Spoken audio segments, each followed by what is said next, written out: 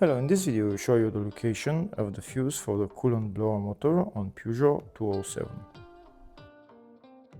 Before I show you the location of the fuses, first I'll show you the location of the main fuse boxes on this Peugeot 207. There is one main fuse box in the engine bay area.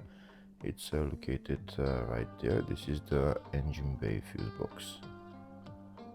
There are also a couple of other fuses around the battery.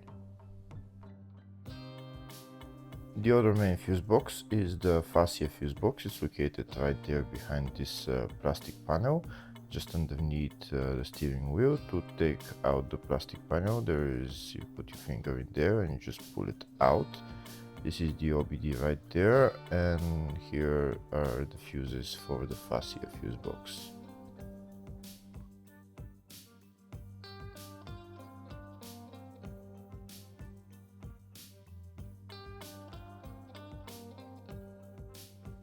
If the video is useful, please subscribe to the channel to see more videos like this.